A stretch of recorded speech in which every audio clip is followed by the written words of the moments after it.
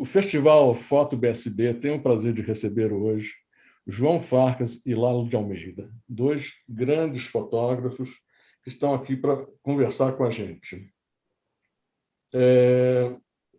Não tenho muito como... Não quero apresentar os dois, porque quem gosta de fotografia, fotojornalismo, fotografia documental, conhece os dois e conhece o trabalho dos dois. Eu gostaria de começar com o João.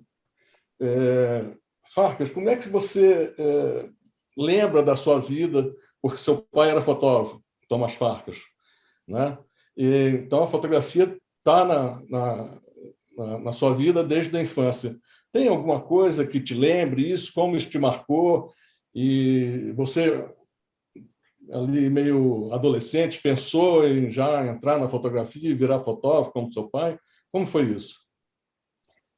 Não, bom, primeiro eu queria agradecer muito poder estar aqui com vocês e agradecer muito o esforço de vocês em manter essa chama viva de festivais, encontros, porque, pô, se não bastasse a Covid, ainda toda a situação de falta de financiamento, vocês são heróis. Então, eu queria dar aqui o meu agradecimento a vocês. Acho importantíssimo. Olha, eu nasci no meio da fotografia, de fato, né? A gente, no sábado de manhã, meu pai levava a gente, ele tinha uma loja de fotografia. E a gente ia lá, ficava vendo as banheiras do laboratório branco e preto que ficavam balançando, era fascinante, as cópias iam saindo, a gente brincava com bobina de filme. Minha vida é mais ou menos assim. Eu me lembro que quando eu tinha... Mas meu pai não era mais fotógrafo nessa altura. Quando eu nasci, ele já tinha ido mais para o cinema, né? A fotografia dele era muito... A gente não via, tinha umas fotos lá escondidas em algum lugar, mas a gente não via as fotografias da época modernista, né? E ele estava fazendo cinema. E quando eu tinha aqui uns 9, 10 anos, ele me deu uma câmera. E foram as primeiras fotos que eu fiz. Naquele tempo eu tinha uma câmera, um formato de filme 126, que era de rolo, assim pequenininho, mas de rolo, de carretel. E era um saco. E eu me lembro de fotografar em branco e preto, eu ficava muito bravo, eu achava aquilo horroroso, horroroso. E a fotografia, eu achava, pô, eu via as coisas, eu achava as coisas lindas. E quando eu ia fotografar, saía aquele branco e preto meio ruim, o colorido também era meio ruim naquela época. Eu sou antigo, né? Eu sou do milênio passado. A fotografia colorida era muito, não era muito fiel. E eu tinha muita atração pela cor, tanto que meu trabalho é todo colorido. E eu fui largando um pouco a fotografia e eu fiz minha formação em preto e branco, meu irmão tinha laboratório em casa, foi meu professor, fiz uns cursos e tal. Mas eu larguei, porque o branco e preto realmente não me fazia muito a cabeça. Aí, quando saiu o Ektachrome E6, aí eu pirei, porque o E6 conseguia representar os azuis e os verdes maravilhosamente. Então, você projetava aquilo, era como se estivesse na presença da luz. E aí foi em 79, por aí eu peguei de novo. Aí eu entrei com tudo, aí comecei o trabalho de Trancoso e depois o trabalho da Amazônia. Então, tem muito a ver essa coisa, para mim, com a tecnologia da cor, que para mim foi muito importante. Maravilha. E você, Lalo, como é que a fotografia entrou na sua vida? Bom, primeiro agradecer aqui o convite de participar da nossa conversa boa com vocês. Bom, a fotografia, na verdade, ela entrou mais como uma ferramenta era uma coisa que me abria, me possibilitava, na minha cabeça, pelo menos, estar em lugares completamente diferentes do que eu estava acostumado da minha realidade ali. Era uma ferramenta que me transportava para esses lugares, mais do que um fim em si, a fotografia. Então, eu assim sempre fui um cara muito ligado vamos dizer assim, a natureza, tá fora, tá rodando por aí. E tanto é que eu fui fazer geologia, assim, a minha primeira ideia, eu estava perdidão naqueles 18 anos, assim, não sabia o que fazer, e meu irmão sabia que eu não gostava de ficar parado, em um ambiente fechado e tal, ele falou, meu, vai fazer geologia. Geologia você vai ficar zanzando por aí, vai ficar na natureza, vai ficar subindo montanha para lá e para cá e tal, vai fazer geologia. Mas aí, geologia era um curso terrível, cheio de química, terrível para mim, né? Cheio de química, física, matemática. Eu falei, o que eu estou fazendo aqui? Não tem nada a ver comigo. E eu já estava fotografando um pouco essas minhas viagens, essas coisas que eu fazia, umas caminhadas, Você umas estava com viagens de quantos bicicleta. anos? 18 Isso. anos, 17, 18 anos. E aí eu comecei a fazer, eu fazia essas viagens, ia fotografando e comecei a vender para umas revistas, para a Folha, vendia para o Caderno de Turismo, para umas revistas de bicicleta. E eu falei, opa, esse negócio pode ser interessante. Eu estou me divertindo para caramba e ainda estou ganhando dinheiro. Aí, bom, mesmo assim, eu continuei fazendo geologia por 2 anos, mas aí chegou uma hora que eu falei, não é isso que eu quero fazer. E aí a coragem para falar para os pais que eu queria ser fotógrafo. E fazia geologia na USP, era o único filho que tinha conseguido entrar na USP, e falar que ia desistir de tudo isso para ser fotógrafo, que era uma carreira assim totalmente incerta, foi um desafio. E meus pais aceitaram super bem, só que eles colocaram uma condição. Não, tudo bem, você quer fazer fotografia, beleza, só que você vai se formar, você vai estudar isso, você vai ficar um cara, sabe, estudar fotografia, se preparar para essa carreira e tal. E aí eu tinha um irmão que estava morando fora, que estava trabalhando fora, e eu vi lá as possibilidades que tinha não tinha ainda o curso, a Faculdade de Fotografia do Senac aqui, e então eu tinha que ir para fora, e tinha esse meu irmão morando na Itália, e parecia o caminho mais fácil. E aí eu achei um curso de fotografia em Milão e fui morar com esse meu irmão. E a minha ideia, quando eu fui para lá, era fazer fotografia de natureza, esse era o meu objetivo. E dentro da escola de fotografia, você fazia 2 anos de formação básica, e o terceiro ano você se especializava, e eu queria fazer natureza. Só que depois eu fiz os 2 anos e tal, e nesse meio tempo, meu primeiro trabalho, na verdade, que essa era uma condição dos meus pais também, que eles iam pagar o curso, mas eu precisava me manter, me sustentar, então eu precisava trabalhar ao mesmo tempo. E meu primeiro trabalho foi numa pequena agência de fotojornalismo, em Milão. E aí eu me apaixonei. Eu fazia a coisa mais básica do mundo, mas que foi a maior escola de todas. Assim, eu era uma agência pequenininha e eles faziam 2 tipos de cobertura, que eles chamavam, era cronaca rosa, que era paparazzi, ficar indo atrás de gente, de celebridade e tal, e a crônica negra, que era histórias de polícia.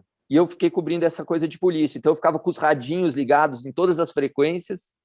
Aí eu ouvi, explodiu teve uma explosão de gás num prédio, sei onde. Eu pegava o meu motorino, minha lambretinha, chegava lá, fotografava, voltava, revelava, editava, ampliava, pegava essas cópias com um bloquinho de nota, ia visitando a redação dos jornais, Correio de la Sera, La República e tal, ia atrás dos editores, ia vendendo as cópias, e aí foi assim que eu entrei para o fotojornalismo, assim, foi essa minha experiência italiana, e foi muito legal porque era tão precário que eu fazia tudo. Então isso me deu também essa possibilidade de conhecer todos os caminhos, todas as fases do processo, desde a concepção da pauta até a venda final para o editor. Então, foi uma super escola, assim. Aí depois eu aí mudei de agência, fui para uma agência maior, onde eu fazia histórias maiores. Fui umas 3 vezes para a guerra na Bósnia, no começo dos anos 90. E aí voltei para o Brasil. E aí comecei aqui. Aí você ficou quantos anos lá? Fiquei quase 4 anos. Hoje já voltou com 3 vezes na Guerra da Bósnia, né? Como é que foi essa experiência de Cara, começando no fotograficamente foi... fotojornalismo e encarar uma guerra?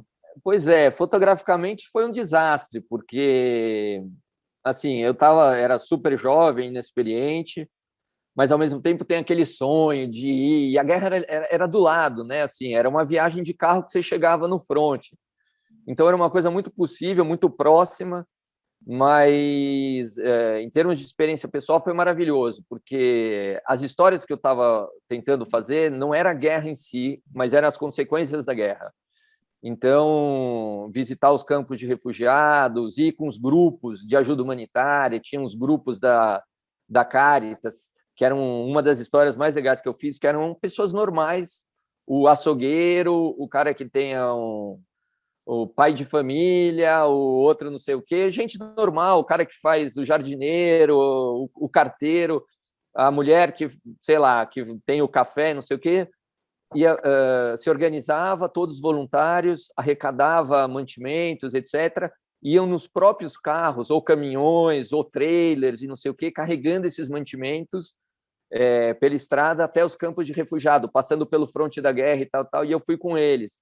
E todos super católicos que eram ligados a Caritas, e junto com a gente estava indo uma das videntes de Medjugorje, que é aquela cidade ali na Croácia, onde tem enfim, é um lugar de peregrinação, que tem a coisa das videntes, e ela estava num dos caminhões com a gente.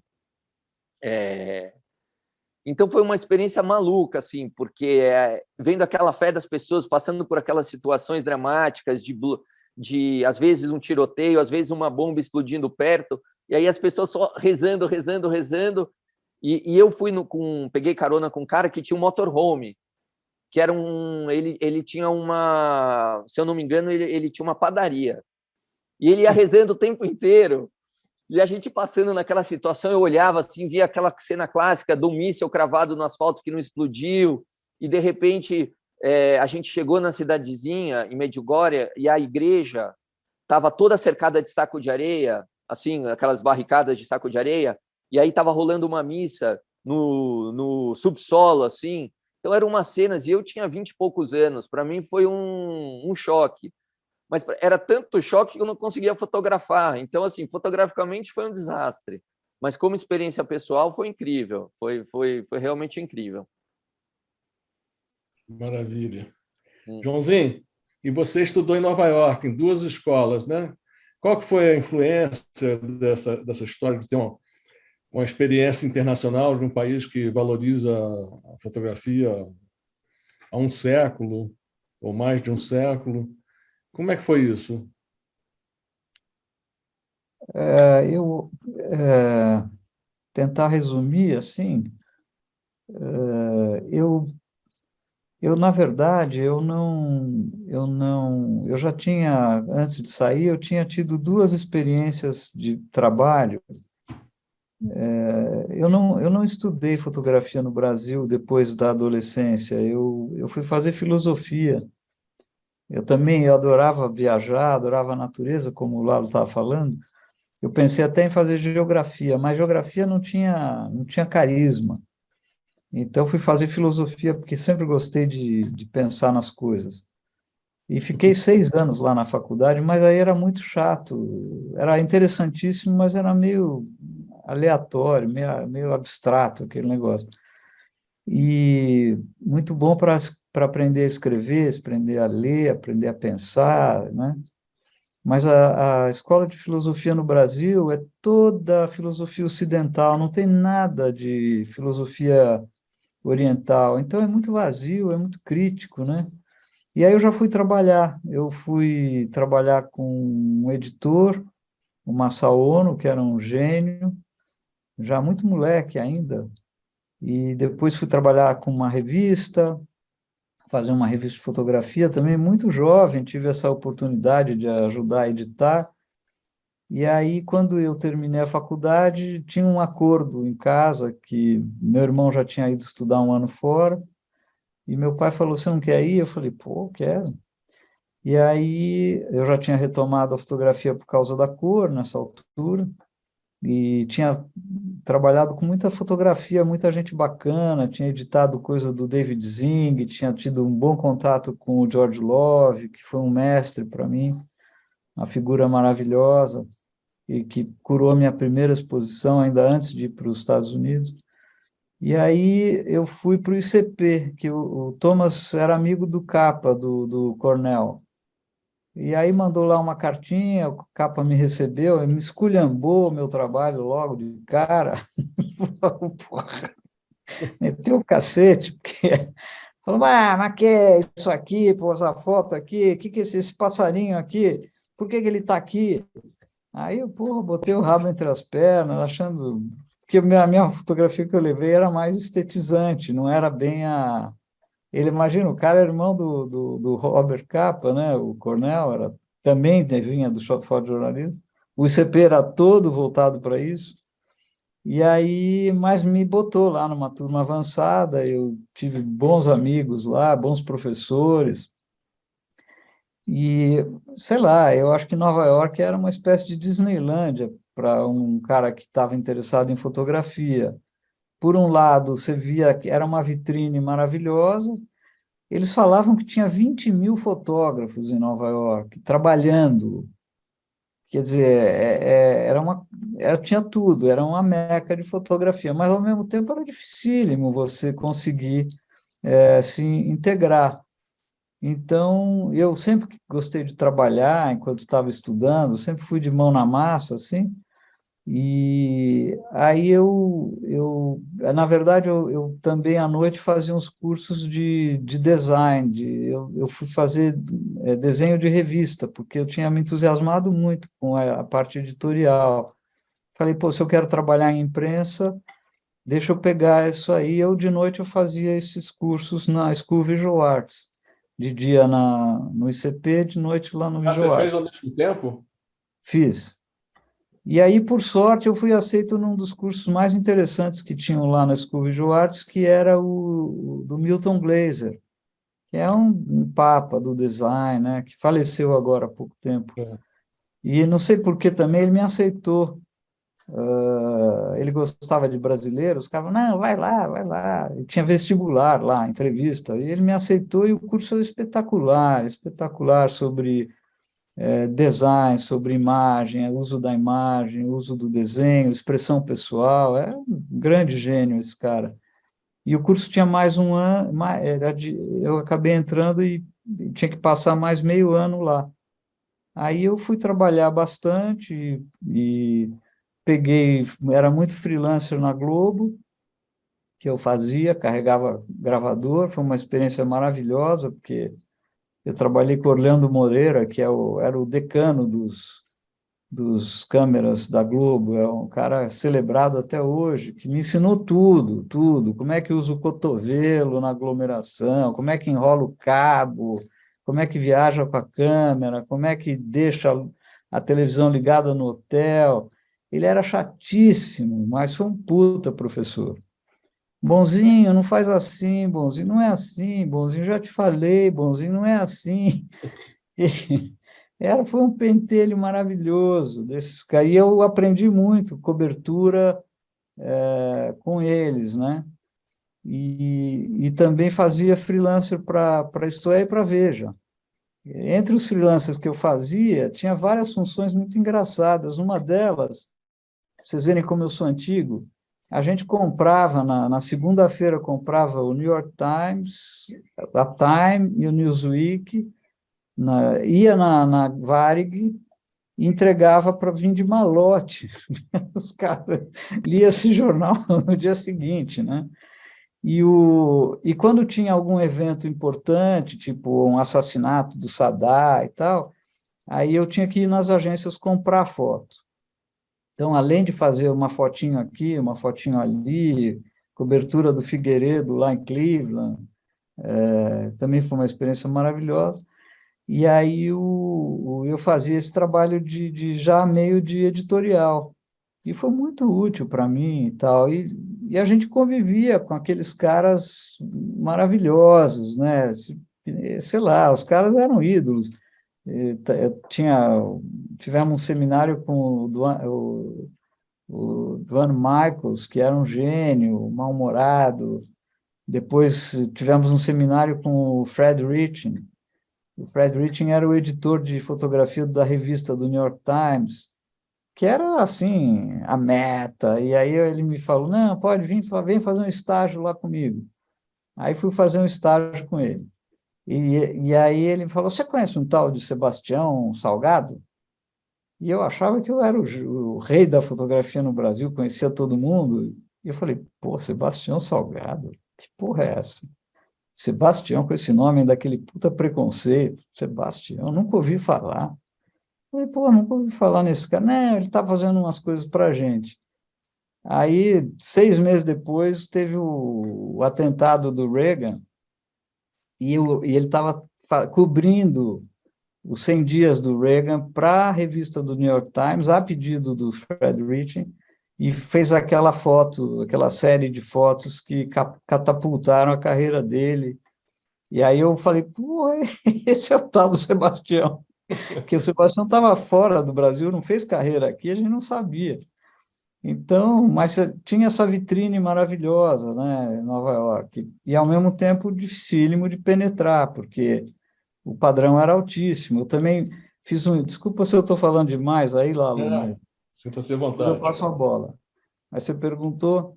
Eu também consegui um estágio na Black Star, que era uma agência grande, meio careta já, ela era meio caretona, mas era muito grande, tinha muito material, tinha um puta arquivo. E eu consegui um estágio lá, um trabalho no arquivo, justamente. E quando vinham os pedidos, a gente selecionava as fotos e mandava. Tudo isso foi muito importante para mim, porque depois eu vim trabalhar na Isto É, então eu tinha essa conexão, foi muito legal. Mas aí também todo mundo falou, você é fotógrafo? Vai falar com o Chapnick, que era o presidente da agência, Mr. Chapnick, Chapnick. Todo mundo tinha medo, Mr. Chapnick. Aí eu, não, vai lá, mostra o seu trabalho para ele. Aí marcamos lá um dia e tal. Ele olhou meu trabalho, ele falou assim, que é uma coisa que americano fala quando está afim de já te derrubar logo, né? Falou, você não está afim que eu te alise, não, né? Você não tá... Aí eu falei, não. Aí também me esculhambou, bicho, foi uma maravilha. Então eu levei ótimas esculhambadas lá, que foram muito úteis para mim, porque a gente sempre se acha, né? Ou a gente se acha um bosta, ou a gente se acha um gênio. E, na verdade, não é uma coisa nem outra, né? A gente está crescendo, está aprendendo. E então foi muito útil. Legal. Laro, aí você voltou para o Brasil Uhum, e começou no fotojornalismo, né? uhum. Aqui no Brasil. Fala um pouquinho disso, mas eu gostaria que você contasse mais como você descobriu que você, dentro do fotojornalismo, poderia fazer projetos longos, contar histórias grandes, que você se dedicasse um bom tempo, enfim, né? Uhum. Porque no Brasil, Então, acho que essa experiência na Itália, na Europa, e como a do João, tem essa tradição de projetos longos, né? Tem essa diferença, né? eu acho que essa experiência de trabalhar, enfim, na Itália, na Europa e tal, onde, na verdade, você já não tinha mais aquele mercado é, de equipes nos jornais e tal, eram praticamente só agências prestando serviço para os jornais, então era uma concorrência muito grande entre, né, as agências, entre os fotógrafos e tal. Então, trabalhar naquele lugar ali, naquele ambiente e tal, me fez, assim, em termos de ser um fotógrafo mais autônomo, né? Quer dizer, depender menos de alguém para te pautar, de alguém para te dar o trabalho e fazer, me deixar um cara que corria atrás das histórias, corria atrás das coisas e tal. Não tinha, não ficava sentado na mesa esperando a pauta, o editor chegar com a pauta. Então isso foi muito legal, assim, porque trabalhar na Europa nesse sentido era muito mais difícil do que quando eu cheguei no Brasil, que eu fui trabalhar. Primeiro, fiquei 6 meses no Estadão, não conhecia ninguém aqui no Brasil de fotografia, zero, fui bater nas portas mesmo, e uma das primeiras pessoas que eu fui procurar, que falaram, não, o cara é demais, maravilhoso e tal, foi o João Bittar, e ele era maravilhoso mesmo, os caras mais legais que eu conheci na minha vida, e aí ele foi gostou do meu trabalho e tal, me apresentou, eu fui para o Estadão. Aí trabalhei 6 meses no Estadão, naquele pior horário, que era aquele horário das 4 à meia-noite, que são aquelas fotos que você faz que não vai sair em lugar nenhum, porque já está praticamente a edição fechada. Aí trabalhei no Estadão, fui fazer o curso Abril, eu fiquei na Veja, fiquei uns 4 meses na Veja. Aí, quando eu estava acabando esse período de 4 meses na Veja, me chamaram para ir trabalhar na Folha. Mas eu nunca me vi assim como fotojornalista, eu até pela minha, sei lá, característica pessoal, eu não sou um cara muito rápido, assim, de raciocínio rápido, de sacar as coisas e tal. Eu sou um cara que gosta de trabalhar num ritmo diferente, assim, sou um pouco mais lento, gosto de pensar sobre os assuntos, gosto de estudar os assuntos antes de fotografar. Então, assim, quando eu fui trabalhar para a Folha, desde o começo eu já me vi assim, não disputando o mesmo espaço com os outros fotógrafos, por exemplo, fazer Copa do Mundo, Olimpíadas, eram coisas que eu não tinha o menor interesse. Eu gostava de pensar sei lá, fazer um trabalho sobre os limites da cidade de São Paulo.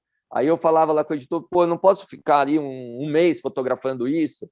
E aí ficava, pesquisava, ia atrás, etc. E me envolvia dessa maneira com os projetos. Então, assim, foi sempre uma coisa que eu fui buscando. E paralelamente ao trabalho do jornal, eu sempre fui procurando fazer outras coisas fora do jornal, outros projetos, conseguindo bolsa, conseguindo um prêmio para poder tocar outros trabalhos. Em 97, eu ganhei um prêmio da Fundação Cultural de Curitiba, tinha a Bienal Internacional de Fotografia, que era o Orlando Azevedo que organizava, e aí eu ganhei um prêmio para fazer um trabalho sobre o homem e a terra, era um trabalho sobre as populações tradicionais brasileiras. Então, fiquei uns 2 anos fazendo esse projeto. Eu sempre conseguia fazer assim esses projetos também paralelamente ao trabalho no jornal. E eu usava o jornal também, e é o que eu faço até hoje, para conseguir viabilizar os projetos. As pessoas têm sempre essa sensação, trabalhar no jornal é muito cansativo, o jornal te explora, não sei o quê. Na verdade, a minha ideia assim foi sempre usar o jornal para fazer as histórias que eu queria fazer, as histórias que eu realmente acreditava. E o jornal sempre deu esse espaço, sempre deu essa abertura. E aí, quando chegou em 2012, a Folha começou a fazer esses... já tinha internet e tal, e a Folha, inspirada num projeto multimídia do New York Times, que chamava Snowfall, resolveu fazer um grande projeto multimídia sobre Belo Monte, o grande primeiro projeto multimídia da Folha. E eu já estava com uma bolsa o Prêmio Marco Ferrez, que eu estava documentando o Belo Monte já fazia uns anos. Então, naturalmente, eles me chamaram, falaram, você que já está por dentro, já morou em Altamira 4 meses e tal, você não quer fazer esse projeto? E aí eu fiquei mais um tempo fazendo o projeto de Belo Monte, que foi, para mim, foi uma virada em termos até de entendimento do que era a Amazônia e tal, mas também em termos de carreira fotográfica mesmo, porque a partir de Belo Monte eu comecei a fazer esses grandes projetos na Folha. Todo ano eu fazia pelo menos um grande projeto, um grande projeto multimídia. E aí, assim, cada vez mais eu fui indo por esse caminho. A Folha foi dando espaço e dava espaço também para que eu sugerisse e em companhia de outros jornalistas e tal, a gente montasse os projetos e conseguisse viabilizar esses projetos, também conseguindo, às vezes, financiamento fora, às vezes a Folha bancando. E foi assim que eu fui indo nos últimos anos, cada vez assim. E hoje eu vejo o jornal, eu desde 2005 que eu não sou mais funcionário da Folha, mas tenho um contrato de colaboração. Em 2005 eu quis sair da Folha para poder colaborar com o New York Times também, que eu colaborei durante uns 12 anos, até 2017.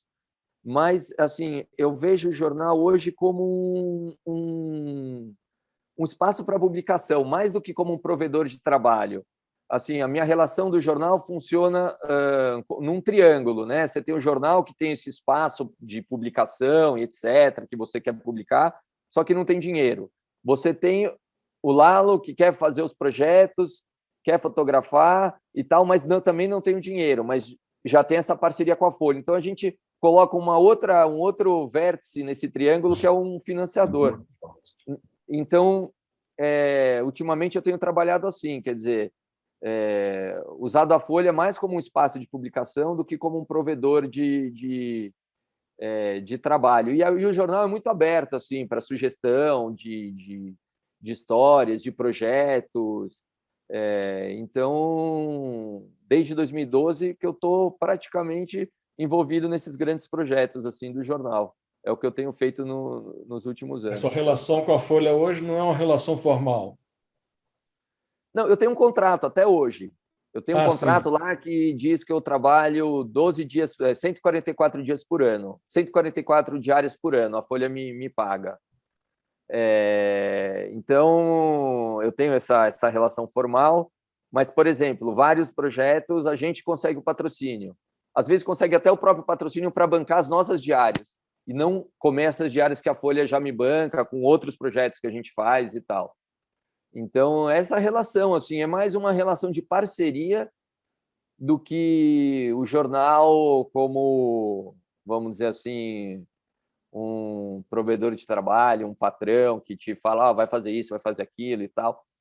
Eu sempre fiquei incomodado de ficar naquela mesa dos fotógrafos, esperando a pauta do editor, e nunca entendi essa coisa de ter horário, fotógrafo com horário. Você vai fotografar quando tem uma pauta que tem a tua cara, que te interessa e tal, entendeu? Se não está no teu horário, quer dizer que você não vai fazer isso, você vai fazer uma coisa que não tem nada a ver com você, né? Não, eu sempre achei incompatível essa coisa do horário com o trabalho do fotojornalista. Então, é uma coisa que sempre me incomodou. Então, eu sempre procurei outros caminhos dentro da redação, sabe? Mais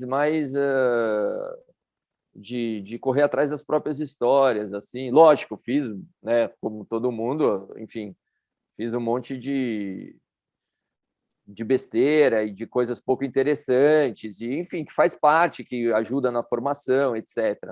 Mas sempre me incomodou essa coisa de você ficar ali à mercê do editor, sabe? É uma coisa que eu acho que eu sempre procurei fugir, assim. E eu acho que tudo tem a ver com essa minha formação que eu tive europeia nesse contexto, já que você não tinha mais essa coisa do empregão, de ir para o jornal, ficar esperando o editor te entregar. Não, você tinha que todo dia, chegava na agência e falava, bom, o que a gente vai fazer hoje? Não, olha, saiu uma notícia tal, não sei o que tal, então qual que é a foto que a gente precisa fazer? Qual que é a história que a gente precisa fazer hoje? Então, esse exercício de estar o tempo inteiro buscando a pauta, buscando qual é a história do dia, qual é a história do mês, o que é importante fotografar, foi essa formação que eu tive trabalhando nessas agências europeias, sabe? Uma coisa menos preguiçosa. Eu acho que nas redações, de uma certa forma, eu acho que as pessoas acabam se acomodando um pouco, sabe? E aí entra naquela coisa negativa de ficar reclamando que a pauta é ruim, que é isso, que já não sei o quê, entendeu? Pô, vamos lá, vamos sugerir, Entendi. vamos fazer, vamos correr atrás, né? E o jornal quer isso, quer que tem espaço para isso, né? Enfim, Mas eu também meio... tem o contrário, né? Porque esse é um drama do fotojornalismo. Às vezes você chega com material bom, muito bom, excepcional, e o editor fala, não tem espaço. mas aí é uma luta. Eu acho que essa... É frustrante também, né? Então, mas eu acho que é outra coisa que... Fotojornalismo diário, né? Não, foi só um Então, adendo. mas eu acho que é outra coisa que eu aprendi a lidar bem no jornal é com a frustração. Eu acho que não dá para você criar, assim, depositar todas as suas expectativas na publicação do jornal. Eu acho que eu procuro encontrar satisfação no momento que eu estou lá, no momento que eu estou fotografando, que eu estou editando e tal, porque eu sei que, normalmente, você vai ficar frustrado, porque o jornal não tem espaço, enfim, normalmente a edição sempre é frustrante, né? Claro. E então é importante que você também tenha outros canais de satisfação, vamos dizer assim, que você E não a internet dependa do veio socorrer jornal. um pouco a gente nesse aspecto, né? É A o quê? internet veio socorrer a gente nesse aspecto, né? A Também, internet exato, não tem limitação de espaço, né? exatamente. Apesar de que assim, é mais ou menos, porque assim, uma coisa que tem acontecido com a Folha ultimamente é, mesmo tendo a internet, se você não tem tecnologia para usar bem o teu material, você está sempre num funil. Assim, às vezes você tem um material, você teoricamente tem internet, que é um espaço quase infinito, mas você não tem a tecnologia capaz de colocar isso apresentar isso na internet, sabe? Eu tenho sentido muito isso, assim, a edição virou um funil, assim, porque você consegue patrocínio, gasta um dinheirão, tempo, investe, produz um bom material, aí chega na hora da edição, é um funil. Eu te entendo, mas também tem o outro lado de novo, porque o que o New York Times tem feito em material gráficos e recursos tecnológicos na internet, vira e mexe, você se surpreende como os caras estão editando, às vezes, matérias quase normais. Materiais especiais, então, não se fala. Os caras botam a cabeça para funcionar e saem com soluções gráficas impressionantes. Mas é isso que a edição deveria fazer. Faz, qualquer um pode fazer. Tecnologia não é exclusiva dele. Mais ou menos, mais ou menos. Então, isso é o que a gente deveria estar fazendo. O processo de edição deveria ser um processo que colocasse o material para cima, não derrubasse o material, né? O processo de edição tem que levantar o material, não derrubar o material.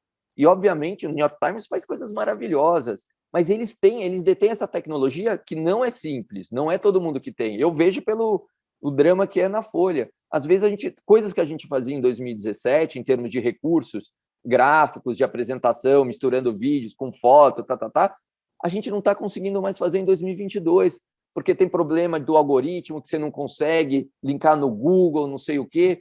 Você só consegue fazer uma coisa mais careta, porque senão você não... Então, assim, não é simples. Teoricamente não, mas a tecnologia está aí disponível para todo mundo, mas custa caro. E eu tenho sentido, assim, a dificuldade do jornal de acompanhar esse mundo quase infinito de possibilidades que você tem com a tecnologia e com a internet, que o New York Times usa muito bem. Mas a gente tem muita dificuldade. Nossa, Desculpa, fala. Não, é isso. Eu acho que muitas vezes a gente joga o material no lixo.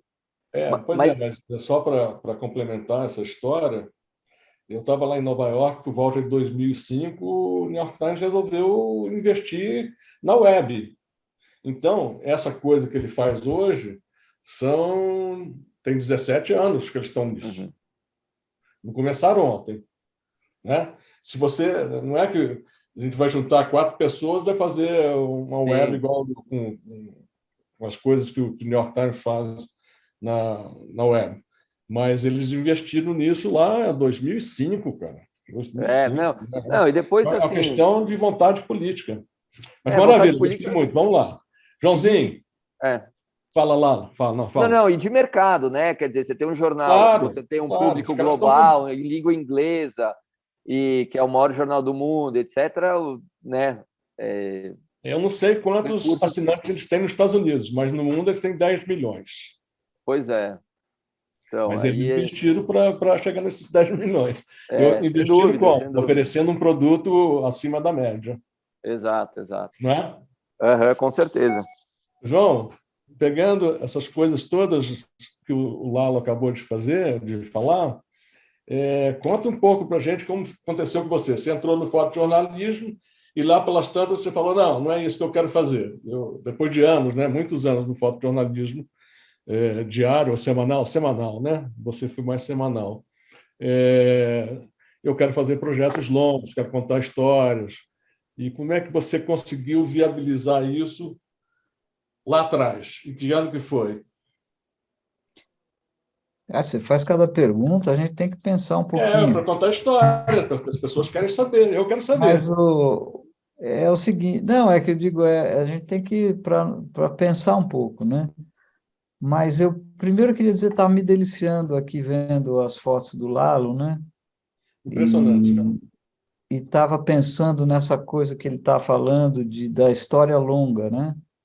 Que é uma maneira de a gente abreviar a ideia do ensaio, né?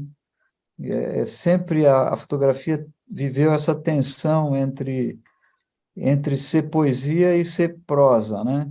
Quer dizer, a fotografia é basicamente poética, porque ela é um fragmento. E então, você vê desde a tradição dos concursos de fotografia, se premiava uma foto, então era aquela foto, a foto, né?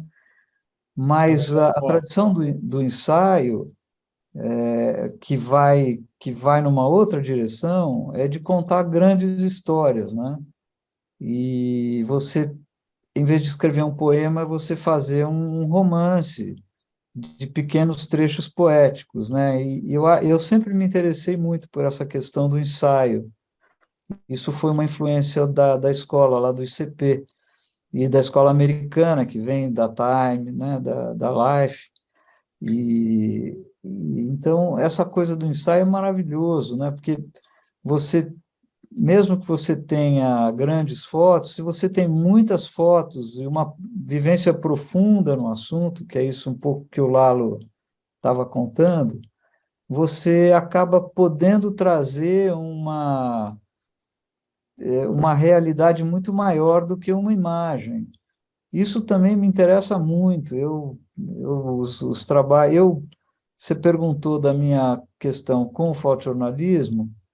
Eu demorei muito para me livrar, entre aspas, do fotojornalismo. Por quê? Porque a fotografia, o poder indicial dela, de ser indicial, de ser referente à realidade, é inevitável. Para mim, o grande paixão pela fotografia é que a gente está falando de um mundo objetivo. Eu acho o mundo da arte contemporânea um pouco complicado demais, porque é muito abstração da abstração da abstração. E a fotografia, ela te leva sempre de volta para a coisa, né? Para aquilo que está lá, para a realidade, vamos falar assim, né? E então, você poder, como o Lalo estava falando, mergulhar, eu mergulhei na Amazônia do jeito que deu durante 10 anos, também vendendo matéria aqui, vendendo matéria ali, pedindo financiamento para um, para outro e tal, mas você poder, na década de 80, contar aquela história do que estava acontecendo na Amazônia, é uma coisa fascinante, é muito mais fascinante do que ter uma foto maravilhosa, premiada lá não sei aonde e tal. E aí depois você poder fazer um livro, uma exposição, que mergulha as pessoas dentro daquilo, né? Então, mais por outro lado, apesar do que o Lalo está falando, para mim o jornalismo foi de uma importância, o fotojornalismo, absoluta. Primeiro, porque o jornalista é uma figura interessantíssima, é um cara que é um tradutor da realidade, assim como o historiador é um tradutor da realidade, só que o jornalista ele é um tradutor imediato da realidade. Então, eu aprendi muito com os jornalistas sobre o que está acontecendo, por que está acontecendo, como está acontecendo, e poder fazer com que isso esteja presente nas suas imagens. Isso, para mim, foi uma grande escola. E tem grandes fotógrafos jornalistas, como a gente trabalhou com o Ricardo Chaves, por exemplo, é um grande jornalista e é fotógrafo. Então, isso aí, para mim, foi uma coisa maravilhosa para todos os ensaios que eu fiz depois, seja Trancoso, seja Amazônia, seja Pantanal, seja o Sul que eu fiz, seja o Cerrado. Isso aí é fundamental, essa coisa de estudar o assunto, de entender o assunto. E, por outro lado, o jornalismo diário ou semanal, como no meu caso, também foi importantíssimo, porque tem a questão da velocidade, você tem que ser, a fotografia é muito rápida, a fotografia jornalística, ela é instantânea nesse sentido, você não constrói, você persegue, mas você não constrói. Então, você tem que ter uma habilidade, uma agilidade. Até acho engraçado essa foto estar aí, porque a arara é muito bonita de cima, mas é difícil fotografar a área de cima. Aqui foi uma oportunidade única, porque eu fotografo sempre de aviãozinho asa alta, né? Sempre que eu Uhum. posso. E raramente os pilotos tiram a porta. Em geral, abre a janela e olhe lá. E fotografar pela janela é aquela coisa espremida, né? E essas araras passaram embaixo do avião, aí na Serra dos Caiapós, lá em Goiás, e daí deu para fazer por rapidez. Eu nem vi o que eu estava fazendo. Eu vi as araras passando, eu disparei e elas estão aí. Então, nesse sentido, o jornalismo diário foi importantíssimo. As coberturas, as brigas, sabe, a Olimpíada, a final da Olimpíada, essas coisas, para mim, é o treino. Eu acho que o fotógrafo tem que ser, se ele não é um fotógrafo de construção de imagem, como hoje em dia existe muito, se você é um fotógrafo mais documental, a habilidade e a agilidade são fundamentais. Para mim foi muito bom. E aqui uma foto que eu gosto de falar dela, porque eu acho que eu acho que a gente tem duas grandes questões hoje no mundo, né? Que é como é que a gente trata o outro, o ser humano, e como é que a gente trata o planeta. Quer dizer, essas são duas questões que podem acabar com a humanidade ou não. É a cultura da paz, da tolerância e a defesa ambiental. Então, como é que acontece essa coisa de ganhar dinheiro e poder fazer o trabalho que seja também ativista? Porque, no fundo, no Brasil, a gente acaba sendo ativista, não tem muita escapatória, porque os problemas são tão urgentes, são tão prementes, são tão evidentes. Se você é fotógrafo com o mínimo de compromisso com o documental, você acaba sendo ativista, que não tem jeito, nem que você não queira. Mas, ao mesmo tempo, existe todo um mercado, que no caso, eu vejo que o Lalo se financia muito por bolsas, por prêmios e tal. Para mim, o que me ajuda muito é o mercado de arte. Então, eu fiz uma transição muito interessante para mim, que foi conseguir fazer o trabalho de documentação de mudanças, de interferências humanas no planeta, ou no Brasil, mudança de paisagem, etc., mas sustentado por colecionadores, por pessoas que gostam, que essa foto, por exemplo, é uma foto do Cerrado, é o Cerrado dando lugar para o milho. Mas eu acabei de vender essa foto para um colecionador em Miami, e ele ficou maravilhado. Mas tudo bem, ele quer me pagar para ter essa foto, eu acho lindo, eu acho a foto interessantíssima, mas ele está me ajudando a fotografar o que está acontecendo no Cerrado. Então, eu gosto muito eu lembro muito bem daquela história a música do Chico, né, que é o malandro passa pela fresta, né?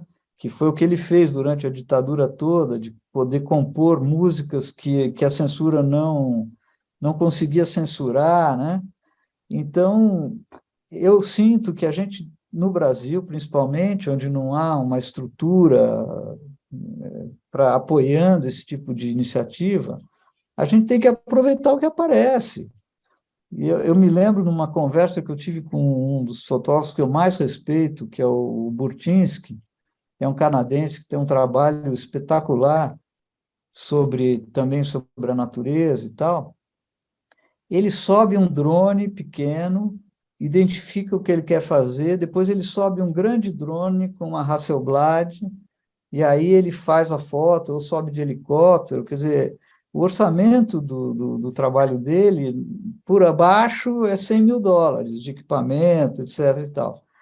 E aí eu mostrei meu livro da Amazônia, ele olhou assim, e aí eu expliquei, falei, porra, no Brasil é difícil, porque eu faço meu trabalho nesses aviõezinhos teco-teco na carona que os fazendeiros me dão, os garimpeiros, seja lá quem for, eu não consigo pagar o tempo todo para voar, eu vou de carona, E aí ele olhou para mim e falou: Ah, mas você tem que se sacrificar pela sua arte. Aí eu pensei, acho que ele precisava ir lá para o Brasil para ver como é que funciona. Mas é assim, a gente tem que aproveitar o que tem. O cara te chama, quero fazer um livro sobre Goiás. Porra, que maravilha, vamos fazer um livro sobre Goiás. No meio do caminho, a gente faz o Cerrado, faz a destruição do Cerrado, vende foto do Cerrado, faz o diabo. Mas um dia isso vai virar um livro importante, isso é um documento, isso é, quando é exposto, as pessoas percebem que as coisas têm valor, que a natureza tem valor. Então, também acredito profundamente na ideia de contar grandes histórias e acho que a gente tem que se virar achando os apoios que a gente tiver. João, fala um pouco mais do Goiás. Você estava me contando a história, queria que você contasse de novo dos caiapós, de Goiás, dos índios, como é? Não, Goiás é um fenômeno, assim, em termos de riqueza, né? É um estado riquíssimo, riquíssimo, por conta do agronegócio e tal. Mas como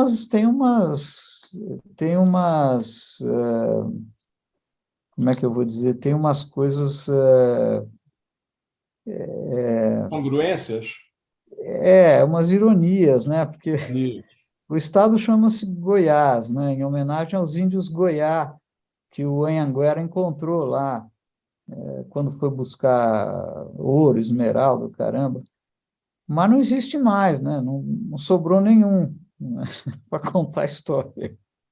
Aí, vamos fazer que a gente tem para fotografar? Tem a Serra dos Caiapó, pô, um lugar belíssimo, são contrafortes dos planaltos, espetacular. Aí vai lá, pô, mas cadê os Caiapó? Não sobrou. Então, infelizmente, no Brasil, essa história a gente vem contando há 500 anos, né? Cadê? Cadê? Cadê isso? Cadê aquilo? Né? Onde foi parar? Onde foi parar a mata? Onde foi parar o peixe? Onde foi parar a praia? Onde foi parar o povo? A gente, quando publiquei o livro da Amazônia, foi 30 anos depois de ter feito o trabalho.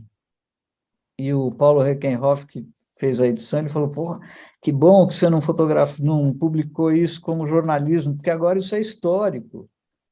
Aí eu falei: Porra, já está virando histórico, mas no Brasil a história anda em 30 anos. Quer dizer, o que está acontecendo com o Pantanal, o assoreamento, a desgraça do Pantanal, grande parte foi feita em 30 anos. É uma mudança geológica que está havendo, quer dizer, todos os rios assoreados, a água acabando, sabe, foi em 30, 40 anos. Então, a gente é testemunho da história, a gente, sabe, eu acho que incêndios ser maiores fotógrafo no Brasil é um piores. privilégio, né? Todos os anos, os incêndios no Pantanal, não só no Pantanal, mas já que está falando no Pantanal, são maiores e mais fortes, né? Você imagina você ser fotógrafo na Suíça, porra? Você vai fotografar o quê? Vaca, os imigrantes, sei lá, você acha um assunto, você sempre acha. Mas no Brasil, bicho, você sai de São Paulo, sai do Rio, sai de Belo Horizonte, sai de Brasília, a realidade te ataca.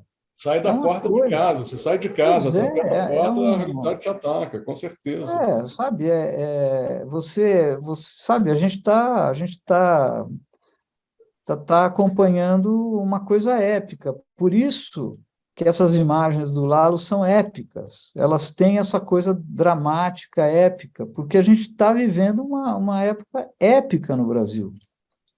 Pelo bem, pelo mal, sabe, é uma coisa que está marcando a história da humanidade. Como é que a gente está tratando a natureza? Como é que a gente trata o outro ser humano?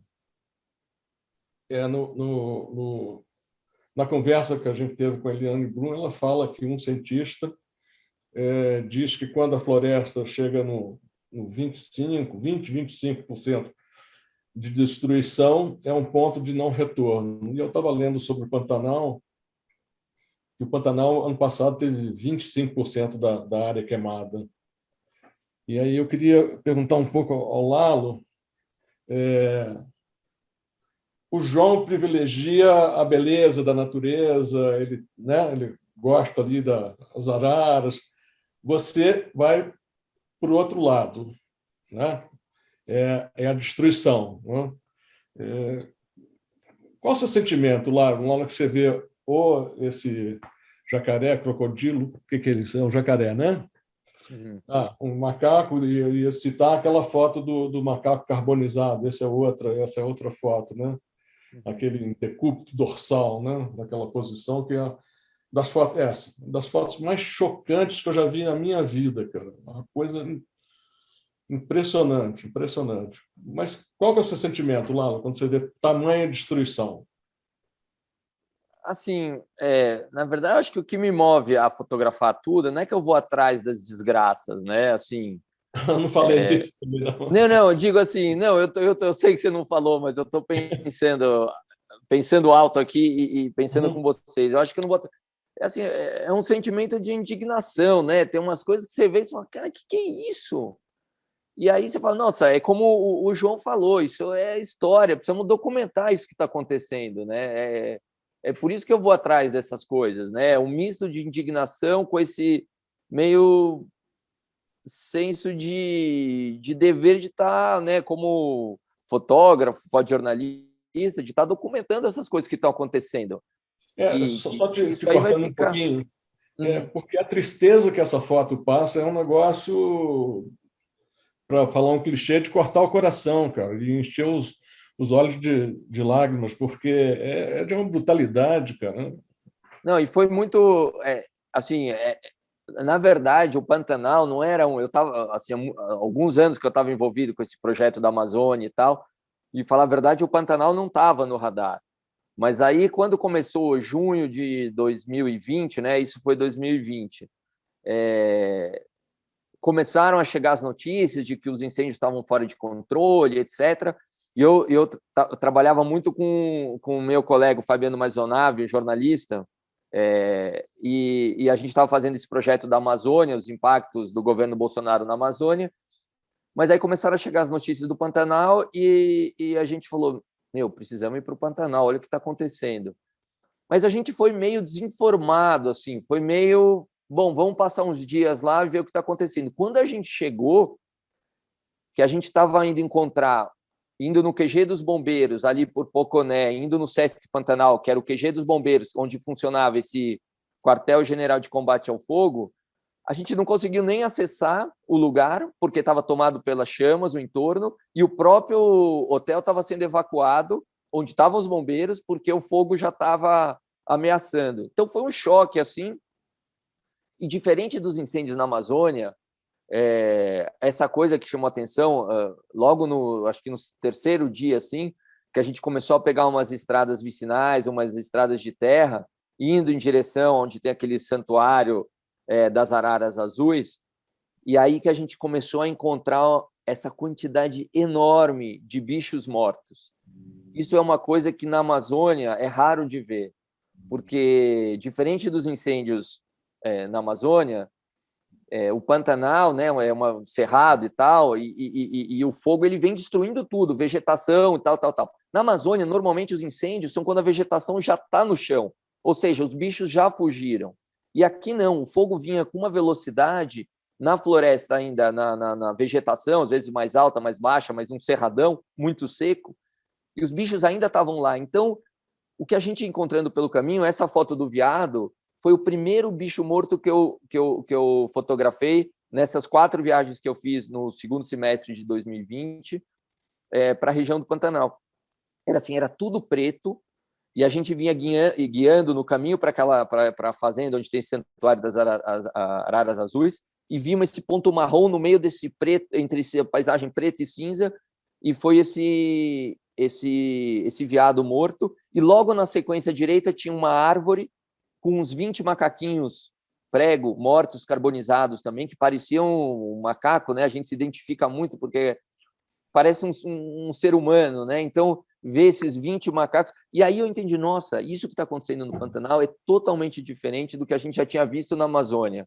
Foi um negócio assim, e foi isso que a gente foi encontrando ao longo dos dias, assim. Cada hora era uma coisa mais absurda.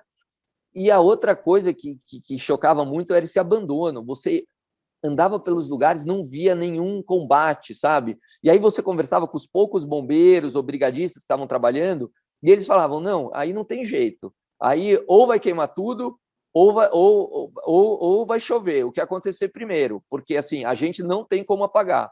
E realmente o fogo de 2020 foi uma loucura e muito diferente do que eu já tinha visto na Amazônia. Foi uma experiência assim, bem forte mesmo. Foi um negócio maluco. E aí, no ano seguinte, 2020, a gente fez os incêndios. A gente falou, bom, fotografamos incêndios, mas vamos tentar entender por que o Pantanal chegou nessa situação, né? E aí a gente fez, no ano seguinte, em 2021, uma série para tentar um pouco entender as outras ameaças que rondam o Pantanal, né? Porque, assim, o que aconteceu em 2020 foi um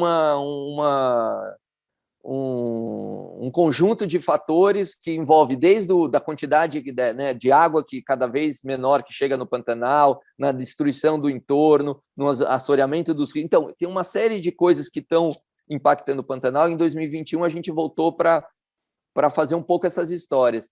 E é um pouco isso que eu gosto de fazer, sabe? De acompanhar os assuntos com um pouco mais de profundidade. Não ser aquele fotógrafo ou jornalista paraquedista, que chega num assunto, depois vai para outro, depois vai para outro. Tentar acompanhar um pouco, entender os processos. E o Pantanal, a gente tentou um pouco fazer isso, assim, durante pelo menos 2020, 2021, tentar um pouco documentar o que está acontecendo lá, os impactos, o entorno, como é que está sendo afetado, enfim. É um pouco que a gente tentou fazer. E o Pantanal é muito ligado ao Cerrado e à Amazônia, né? Na verdade, assim, algumas áreas, né, a Chapada dos Pareci, que é onde nasce a maior parte dos rios, ou grande parte dos rios que formam o Pantanal, na verdade, uma divisão de águas entre a bacia do Paraguai e a bacia amazônica, né? Então tá ali meio nessa região. Agora é totalmente diferente, né? Fotografar o Pantanal e fotografar a Amazônia. No Pantanal você tem, de alguma forma, tem vários problemas e tal, mas de uma forma geral, as pessoas que estão no Pantanal, elas têm apego à terra, a maior parte das pessoas queria, né, apagar o fogo, preservar, tem essa mentalidade no Pantanal, grande parte das, lógico que tem também destruição, tal, mas numa outra proporção. As pessoas que ocupam o Pantanal estão lá gerações e tal, então tem uma relação com a terra muito diferente. Na Amazônia é muito mais difícil, porque o tipo de ocupação, né, é uma ocupação muitas vezes ligada à atividade ilegal, à destruição. Quem está na Amazônia não tem ligação nenhuma na terra. Esse pessoal, não estou falando dos indígenas e as populações tradicionais, mas as pessoas que estão lá queimando, desmatando, etc., geralmente vem de fora, né? Vem de fora, não tem nenhuma ligação com a terra. Né? Exatamente, é grileiro, enfim, de alguma forma. Então, é um clima muito pior, né? Assim, muito difícil, cada vez mais difícil de fotografar na Amazônia. E ainda mais agora, né? Nos anos de Bolsonaro, que ele empoderou essa mentalidade desse pessoal que comete todo tipo de ilegalidade, né? De invasão de terra indígena, garimpo em área protegida, etc. Eles se sentiram totalmente empoderados, né? O Bolsonaro conseguiu dar inverter completamente os valores, né? No sentido de que as pessoas que estavam lá tentando, de alguma forma, preservar, mesmo que assim de um modo desigual, né? Porque a destruição na Amazônia sempre aconteceu e tal, e esses poucos contrapesos, como IBAMA, FUNAI, etc., foram, né, detonados pelo Bolsonaro. E as pessoas que estão lá, né, invadindo terra, garimpando em terra indígena, destruindo, grilando terra, esses são chamados pelo Bolsonaro de empresários, de pessoas que trazem o desenvolvimento para a região, e aí a população realmente vê essas instituições como inimigas, né? Então, e os jornalistas também, né? E os jornalistas viram inimigos. Então, assim, nesse sentido, trabalhar na Amazônia, o clima é muito pior, apesar de toda aquela desgraça do Pantanal, de ver tudo aquilo, aqueles bichos mortos. Ainda assim, eu sinto um clima muito pior, assim, me angustia muito mais fotografar na Amazônia do que mesmo nas queimadas do Pantanal, porque me parece quase insolúvel os problemas da Amazônia, sabe?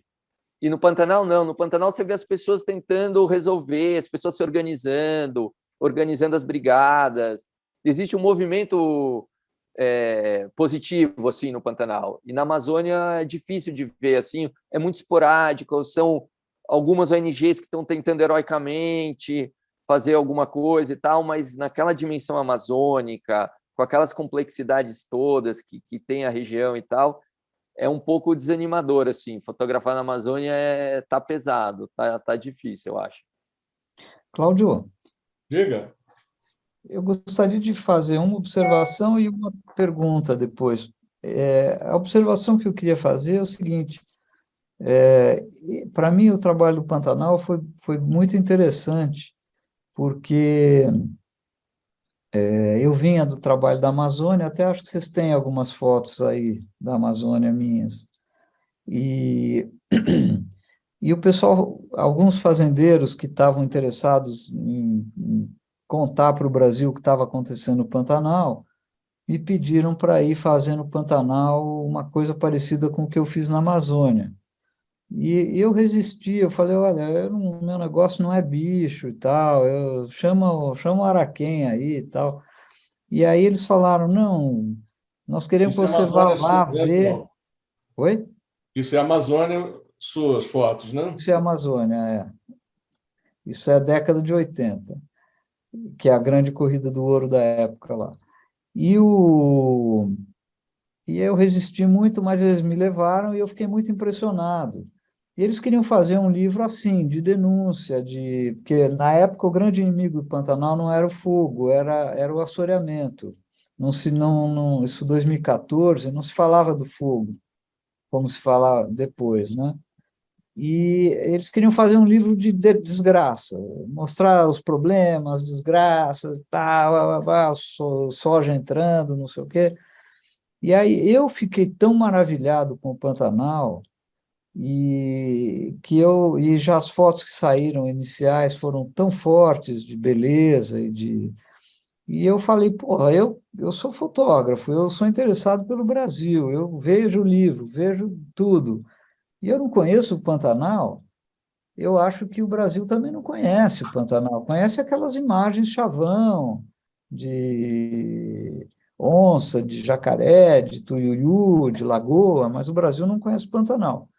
E eu também falei para eles o seguinte, falei, olha, é tanta má notícia que a gente vive que as pessoas estão fechadas para má notícia. Quer dizer, é óbvio que você pega uma foto dessa do Lalo, do macaquinho, ou umas fotos dessa, elas causam impacto imediato no jornal.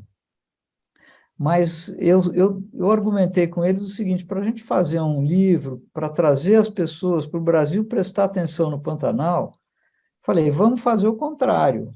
Vamos mostrar um Pantanal que as pessoas nem imaginam, vamos mostrar o deslumbre que é isso, o valor que isso tem, que é o que vocês veem, que é o que eu vim ver aqui, e no meio a gente bota os problemas, porque se você fizer mais um livro só de problema, você só vai falar com convertido, você vai falar com as pessoas que já pensam como você vai falar... Se a gente, por outro lado, faz uma coisa que mostra tudo que o Pantanal, e no meio fala, olha, está pegando fogo, está inundando, está matando isso, está matando aquilo, essa mensagem vai até para quem não quer. Então, essa é uma observação que foi o que me levou a fazer esse trabalho do Pantanal dessa forma. O livro acabou tendo, até uma pena que eu não mandei essa foto para vocês, mas a capa do livro é uma foto de queimada. mas não era para ser, ia ser um Pantanal idílico, ia no meio porrada.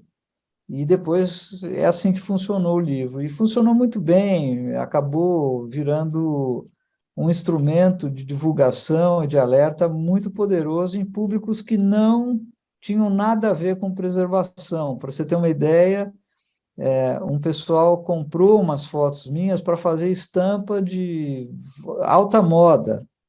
E, de repente, eu me vi lá no desfile das mulheres, aquele negócio maravilhoso, e as blogueiras todas de moda falando que temos que preservar, temos que conservar, que horror, estão matando o Pantanal. Então, coisa que eu nem imaginava, né? Então, essa primeira observação, que eu acho que tem dois approaches. Um approach é porrada na porta, que é isso que o Lalo tem feito muito bem, e eu tenho tentado atrair as pessoas pela beleza e alertar para a preservação daquilo que está sendo destruído. E a outra coisa que eu queria perguntar para o Lalo, que me interessou muito, é como é que você trabalha entre cor e PB? Se você já distingue na feitura da imagem, ou se você fotografa tudo em RAW, seja lá o que for, e depois seleciona o que vai virar PB ou cor, porque você é dos raros fotógrafos que trabalha, eu estou vendo, muito, muito bem os dois aspectos, e isso me chamou a atenção. Então, bom, eu sempre trabalhei muito PB quando eu trabalhava com filme, eu usava 3x a gogó, mas aí quando veio o digital, enfim, eu fiquei meio o tempo inteiro nessa coisa da cor e tal, perdi um pouco a minha vontade até de fazer PB, mas com o tempo eu fui retomando isso. E, na verdade, o que acontece? Assim, quando eu vou fotografar, eu imagino que esse trabalho vai ser PB ou cor já antes, né? Assim, na minha cabeça eu já vou imaginando, nossa, isso eu gostaria de fazer PB ou cor, por um motivo, por uma razão, etc. Mas, normalmente, o que eu faço? Com o digital, eu fotografo RAW, e aí depois eu faço a conversão para PB ou cor. Mas, por exemplo, no caso desse trabalho da Amazônia, o que aconteceu? Como você falou, né, João? A gente tem que se virar nos 30 para viabilizar os projetos. Então, um projeto de 10 anos, que na verdade nem acabou, que vai durar mais ainda, que é esse da distopia amazônica, ao longo dos anos, eu fui dividindo ele em pacotes. Assim, história de Belo Monte, história da Transamazônica, história do não sei o quê, não sei o quê, não sei o quê. As revistas de jornais, eles queriam cor. Então, esses trabalhos, originalmente, eles foram publicados em cor. Então, mas na minha cabeça, o meu trabalho que eu queria fazer era PB, só que eu não tinha espaço para isso. Então, para viabilizar, eu publiquei em cor. Laura, foi publicado cor aonde? Na Folha? Na revista Folha? Na Folha, no New York Times, em lugar nenhum, porque às vezes teve coisa que eu fiz assim, com alguma bolsa, que eu não tinha obrigação de publicar em lugar nenhum, então eu fui fotografando que nem um louco e nunca publiquei. Enfim, fui fazendo esse projeto que eu tinha na cabeça e viabilizando do jeito que dava. Então, assim, a maior parte eu publiquei em cor, a maior parte das imagens, mas na minha cabeça o trabalho era PB. E aí, por que era PB, né? Por que esse trabalho era PB? Na minha cabeça, por dois motivos. Quando era um trabalho de longo prazo, e eu já estava fotografando com digital, é muito louco porque no intervalo de 10, 12 anos, a tecnologia digital ela mudou tanto que a textura das imagens, a cor e etc., ela mudou muito, os arquivos originais das câmeras. Então, de uma certa forma, como eu queria ter uma unidade nesse trabalho, falando especificamente da distopia amazônica, eu achei que o PB daria essa unidade para o trabalho. Mas não só por isso. Outro motivo que eu quis fazer PB é porque no próprio conceito de como eu vejo esse trabalho, esse conceito da ocupação predatória da Amazônia, que, na verdade, o que eu acho é que esse modelo ele se repete há 500 anos, então é uma coisa que está aí há muito tempo, eu acho que o PB ele deixa o trabalho mais atemporal. As imagens poderiam ser umas coisas de agora, mas que poderiam ser de 50 anos, ou imagens anteriores até as imagens do João. As coisas estão se repetindo. Essa imagem o João poderia ter feito, porque isso acontece quando o João foi nos anos 80. E outras tantas. Então, eu queria dar como o trabalho fala disso, que esse modelo de ocupação se repete há muitos anos, etc., eu queria deixar ele mais atemporal. Então, eu achei que o PB conversava mais. Agora, tem coisas, por exemplo, como o Pantanal, que na hora eu sabia que era assim, na minha cabeça era cor. Era cor e não tinha de outro jeito. Mas é isso, eu fotografo tudo em RAW, com a ideia na cabeça, mas às vezes para viabilizar eu publico, faço o que dá, né, João? A gente se vira ali vai se virando do jeito que dá, mas assim, originalmente a minha ideia era PB, publiquei ele em cor, em partes, e depois, quando eu vou anexando essas fotos para esse trabalho maior, eu vou colocando elas em preto e branco. Você vê a vantagem que a gente tem, né? Tem gente que fala mal do digital, eu falo, pelo amor de Deus, deixa o digital, é maravilhoso, a gente faz coisas que a gente não podia. Quando a gente fez a exposição da Amazônia, a gente fez isso foi em 2015, 16, a gente fez um material paralelo que era 3 ou 4, além de mim, mais 3 fotógrafos contando a experiência de fotografar a Amazônia. E era a Cláudia Andujar, o Edu Simões e o Pedro Martinelli. E na conversa com o Pedro, a gente fez um vídeo, né? E o Pedro, para mim, Pedro Martinelli, era um grande fotógrafo de cor. O trabalho de cor dele eu sempre admirei, achei fantástico, convivi bastante, éramos concorrentes lá na Veja Isto É, mas sempre admirei, ele é um cara espetacular. E ele resolveu fazer a Amazônia PB. Eu acho que... Aí até perguntava para ele no vídeo, mas Pedro, por que você foi fazer em PB se você é um puta colorista? Falou, não, porque eu queria mexer na imagem, eu queria interferir, eu queria... Que é uma coisa que naquele tempo, sem o digital, você só conseguia fazer no PB. E aí, mais uma hora, ele falou assim, mas teve uma hora que eu me arrependi profundamente. Aí ele contou que ele foi lá no Rio Içama, lá no fim do mundo, e fotografar os índios Baniba, e só tinha PB, 3x, 3x, 3x, pá. E aí ele falou, pô, de repente, terminou uma missa da tribo lá, elas saíram de uma missa evangélica, sei lá o quê, e ele conta, e saíram aquelas mulheres com aqueles vestidos amarelo, verde, vermelho, e ele falando, e eu me xingava, burro, burro, por que eu não trouxe um filme colorido? E a gente não tem mais esse problema, né? Eu acho que isso foi uma grande vantagem, né? Sem dúvida. Olá, Oi.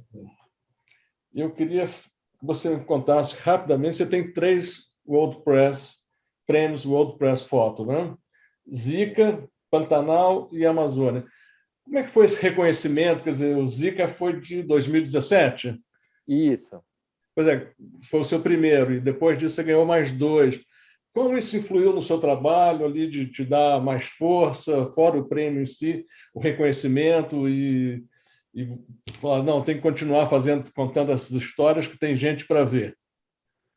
Eu acho que o prêmio é assim, principalmente, não sei, eu sou um cara que me questiono muito assim, né, o próprio trabalho e tal, sou um pouco inseguro em relação ao próprio trabalho. Então, o prêmio te dá uma confiança, eu acho assim. Eu acho que a coisa mais importante do prêmio é isso.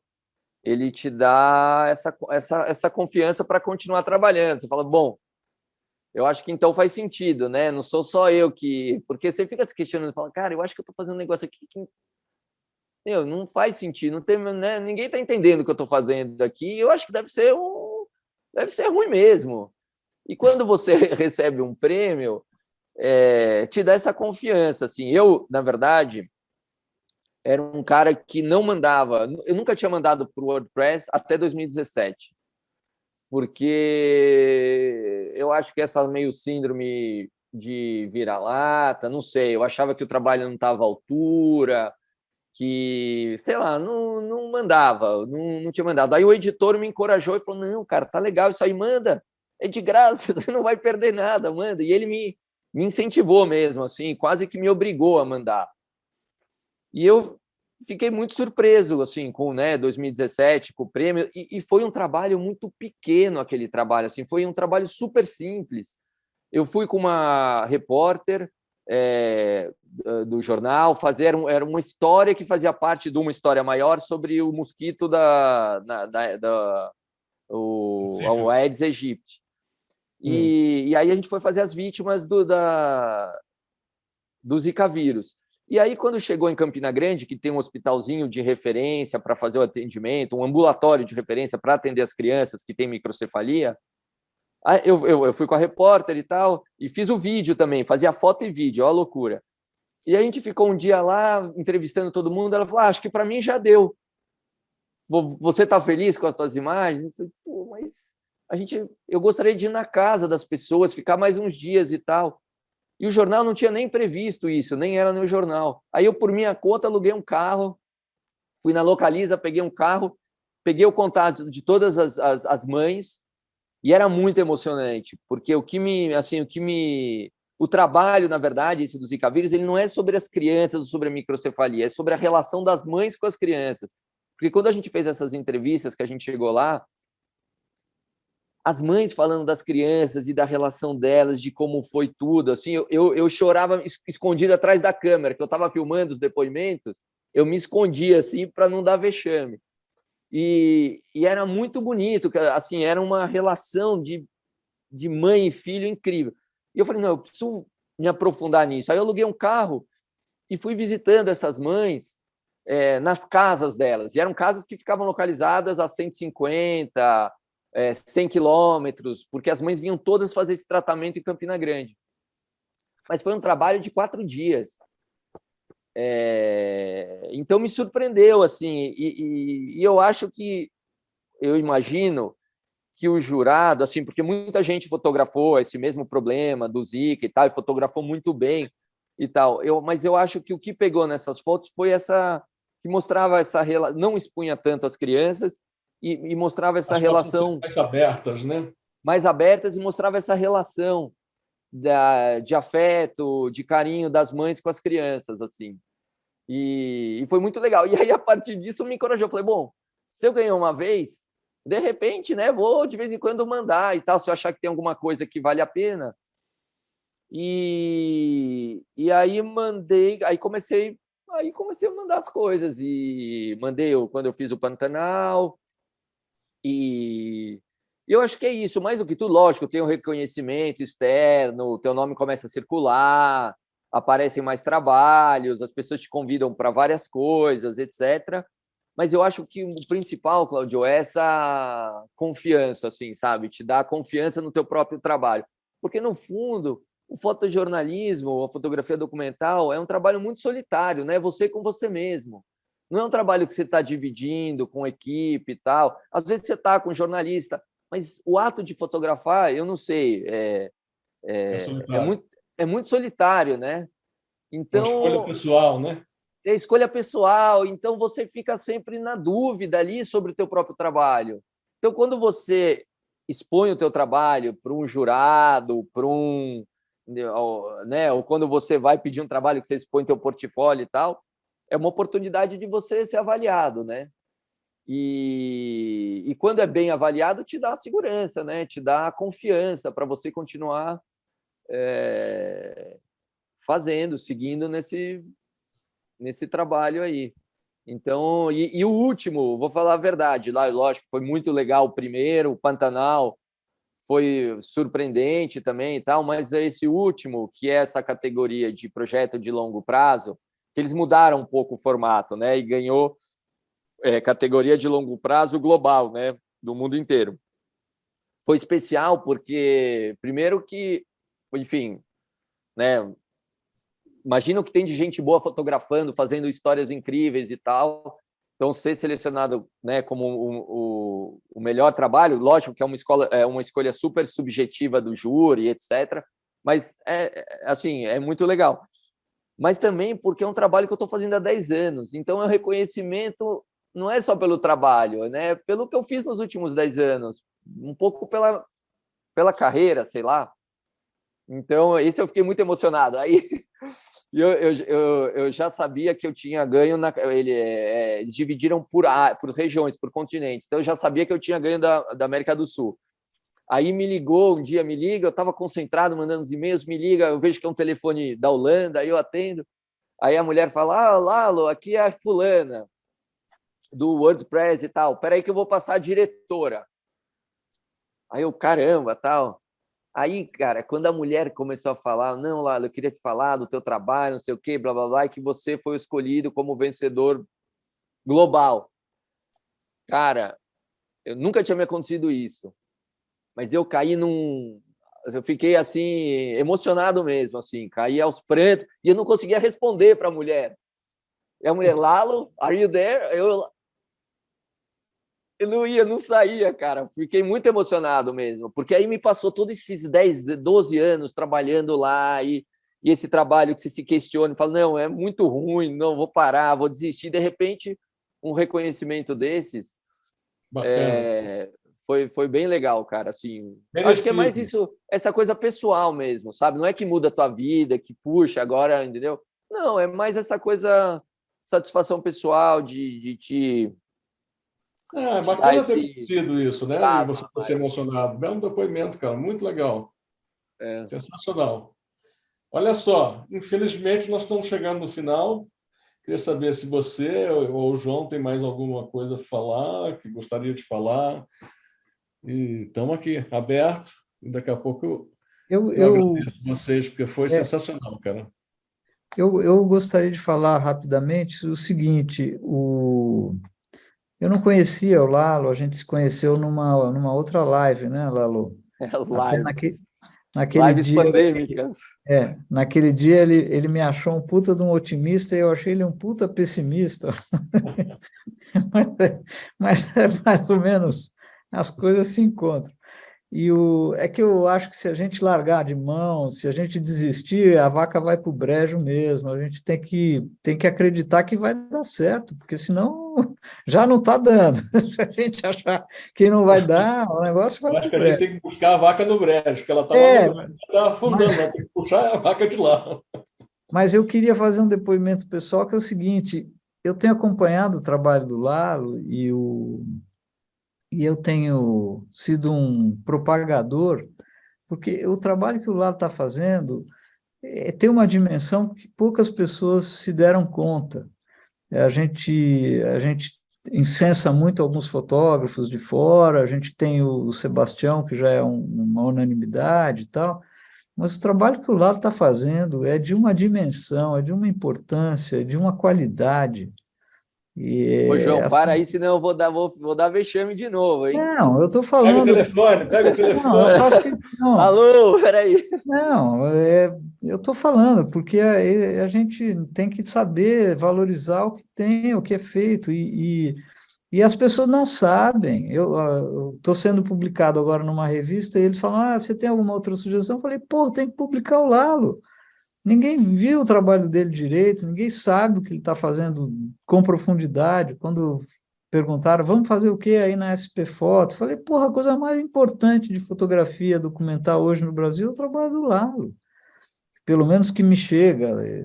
E tem uma profundidade, uma dimensão, então eu fico muito feliz de fazer parte do mundo dos fotógrafos e ter um companheiro como o Lalo fazendo um trabalho desse, eu acho que engrandece, sabe? Engrandece a humanidade, porque é um olhar importantíssimo. Parabéns.